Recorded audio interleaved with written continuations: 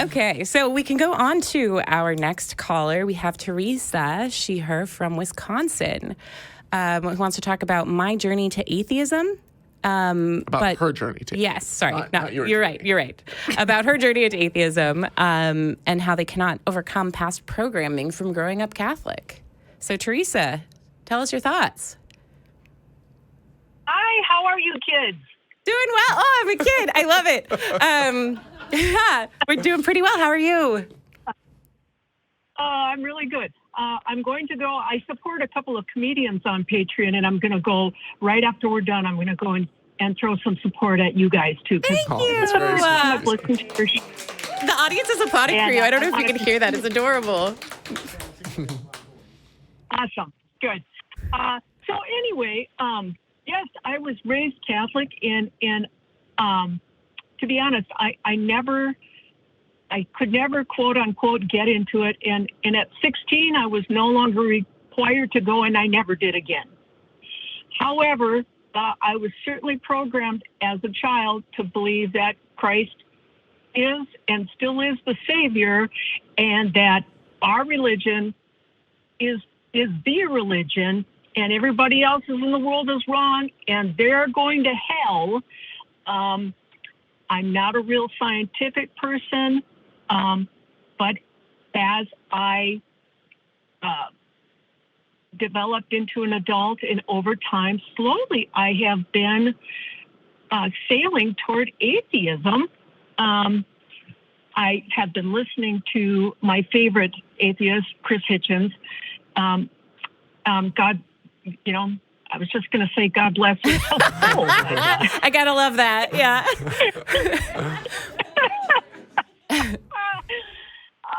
Funny. But you see, that's kind of just proof of my programming right there. Mm-hmm. Just such as that. But my question is, what can I continue to do? Because I think I am an atheist, but then things get in my way. Like, for example, on my deathbed, I'm pretty sure I will be saying to myself, oh, Jesus, I'm sorry if I was wrong this whole time.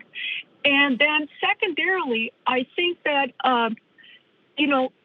science answers many, many of my questions, but not all of my questions. Mm-hmm. And then I bounce back to, well, okay, maybe we have to talk about divine presences.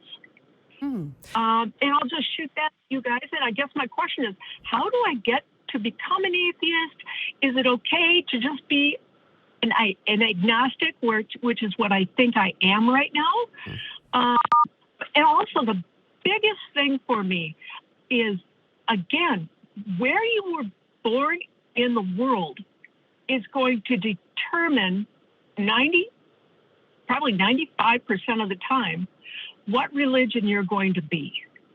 And that is a kind of my number one issue, is just because you were born a Christian, suddenly you are the one going to heaven. Now, all your millions and millions of Islamic people are going to hell or are not going. So I'll leave it there for your comments. Teresa, do you mind if we start with the fear of hell?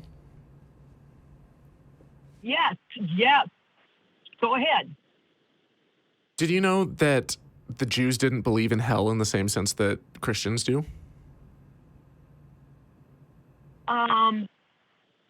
Isn't that a construct that they invented?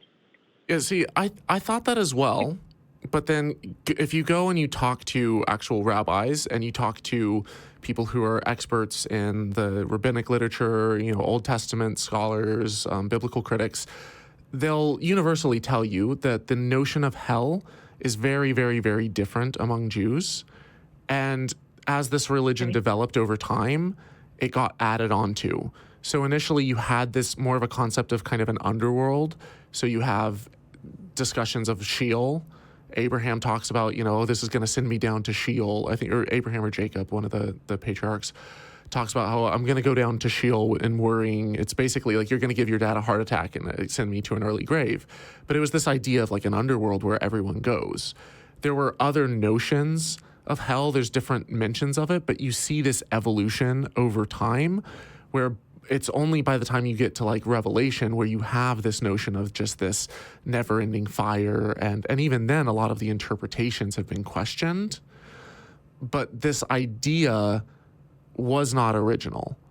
And over time, even post-Bible, post-biblical ideas of hell, you have books like Dante's Inferno that are talking about the different layers of punishment and this horrible torture for this sin and this one for this sin. None of that is original.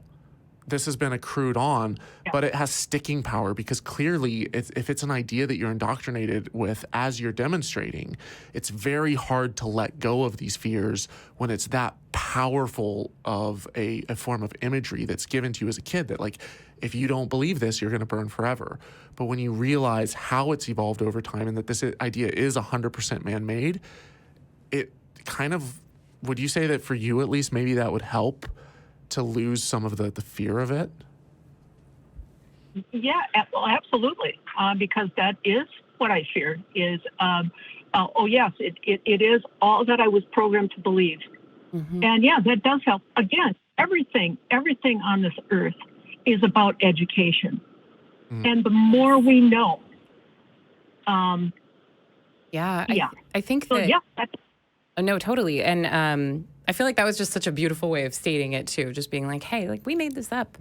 For me, it was very hard to leave behind the fear of hell. And I've talked about this before just because, you know, the what if, like you still have that what if feeling in your head. Like I can say that the Bible was not even constructed the way I'd been told it was, that there were many documents that, you know, just as easily could have made it, that none of these were meant to be read as anything other than sort of legendary. And I can know all of these things, but there's still that like feeling of what if. And for me, learning about the history was really helpful. Also seeing someone actually, you know, when they talk about where outside of the gates where there will be weeping and gnashing of teeth, that's a physical place that you can go see. And I just watched a video of someone walking around that place, and it's a park. It's just sort of green and just kind of there. I feel like as you're talking about Gehenna. Yeah.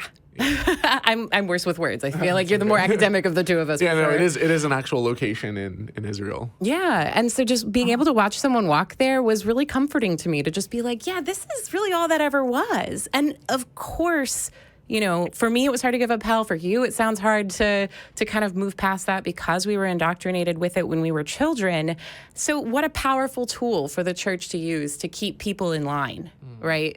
Like when we think about the history of the church, particularly growing up Catholic, we think about things like selling indulgences, right? I can do whatever I want, provided that I pay a certain amount to the local priest or bishop or whatever, and they will let me, you know, my sins are covered if I just pay the right amount. Like, it was a great way to shore up power in the church, to make us believe that we are unworthy, we are sinful, we need intercession, and if we don't, then we'll burn in fire for eternity.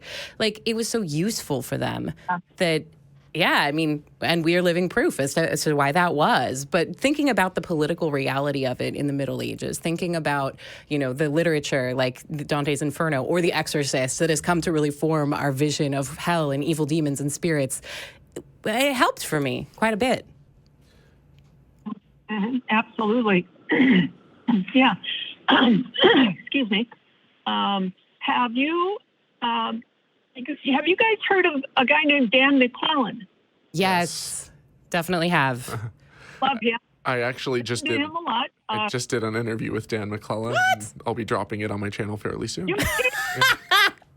That's awesome. Yeah.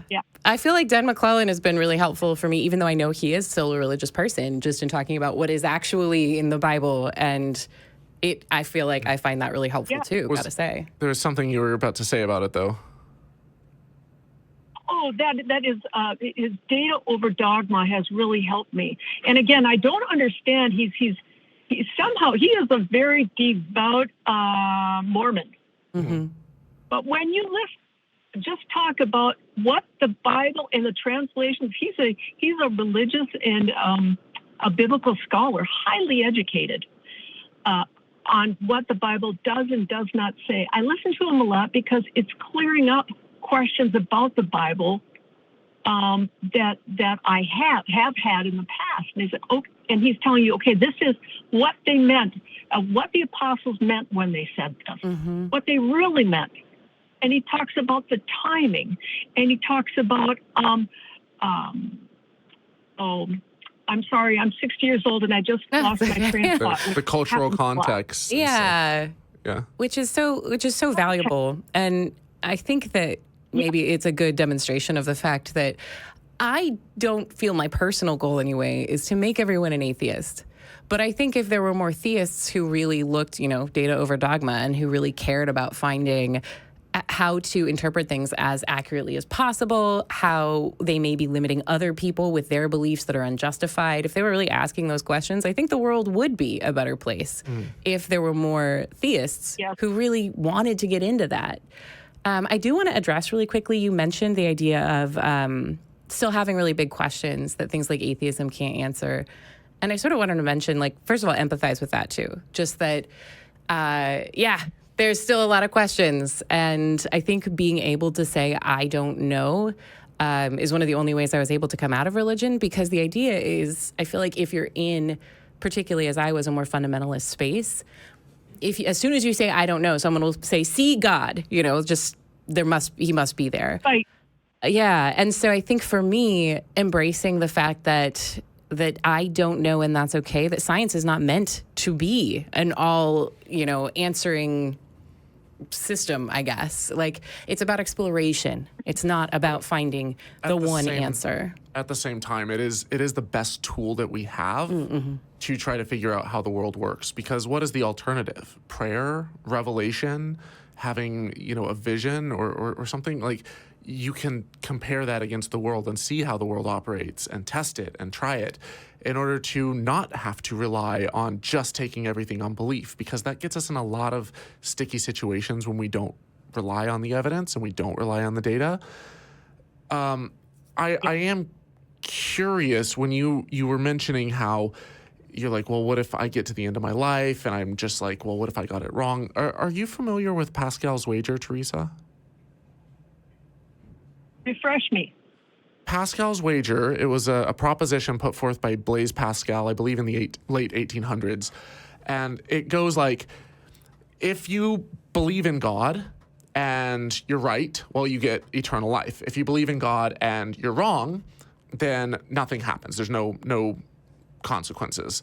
If you don't believe in God and you're right, then, okay, you're right, but who really cares? There's not as much at stake. But if you're wrong, you burn in hell for all eternity because you don't believe, right?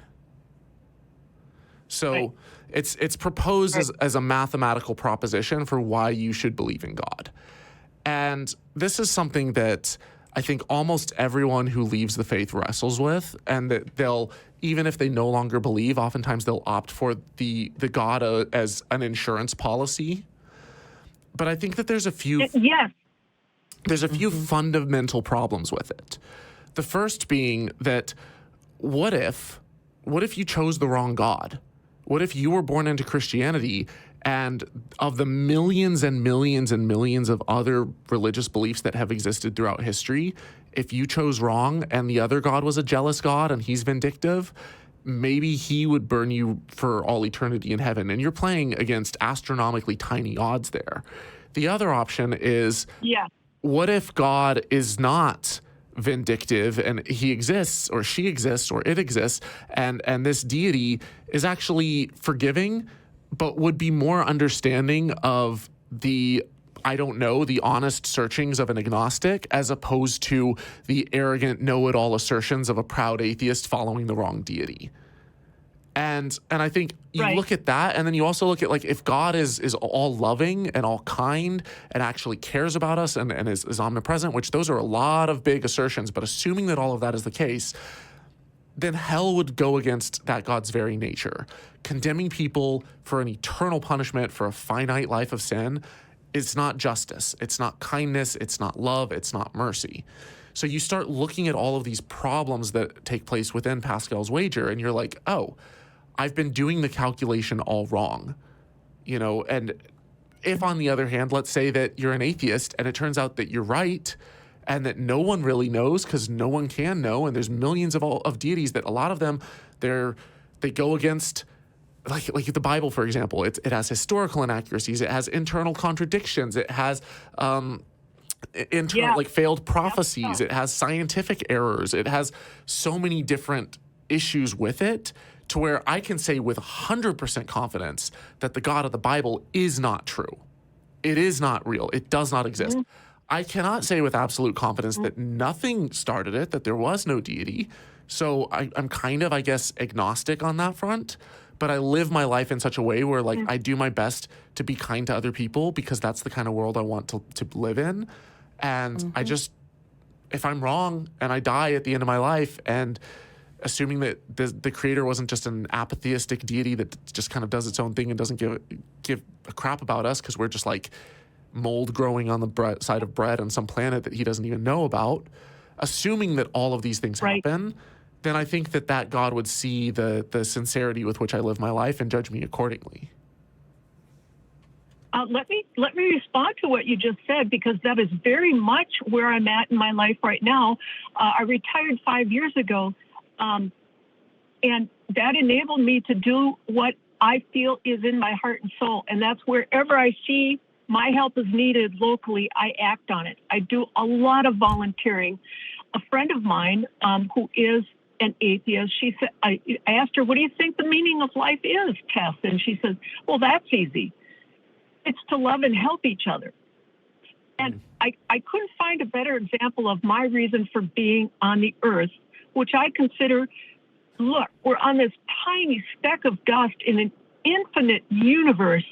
And isn't this enough? I mean, yes, we've got some serious problems on this earth. You know, we have serious problems. We are very broken, but we are also not very broken in many ways. And isn't it enough just to be on this beautiful planet and to love and help each other and to be good stewards of it for generations to come? Wow, what a wonderful, concise way. The audience is applauding you. I don't know if you can hear that, but I think it's important that you know that was lovely. I really don't have anything else to say about that other than, like, that was wonderful, and I look forward to the pull-out little YouTube video of you saying those things, because I think that for me, where I'm at right now, I agree. That's enough. And that's hard enough, too, to love the people that you encounter and to always be looking for ways to, like, help. That's already hard because we are limited. And so, yeah, I think that is enough. And I'm really happy that there's people like you doing that. And also, And we have fire. So in my heart, I'm going to squeeze every last inch out of this life. There's time to waste. We must live each and every day to the fullest possible, because we're expiring, and we need to hand off what we know and what we love to those behind us. That's our job. That's how I see my job in my life. I love that. I might let you go because I do want to get into this very last call, but I so appreciate you calling. So much. Yeah, thank you. I love what you said at the end there, and I love this idea that because life is short, it increases the value of it. It doesn't decrease it, because it's rare, it's special. You got to seize the moment, make the most of it, and treat other people in a way where it's like, if this person only has this one life and they're suffering and they're going through hell, shouldn't I be more compassionate and loving and kind towards them to make that life a little bit more tolerable? Yeah. I also, it's funny. Sorry, this is an aside, but I realize that we sometimes say on this show, like, hey, like, I'm not going to let you preach. I'm just going to let you make your point, all this. And I'm like, I'll just let Teresa preach all day. That's fine. I'm okay with that.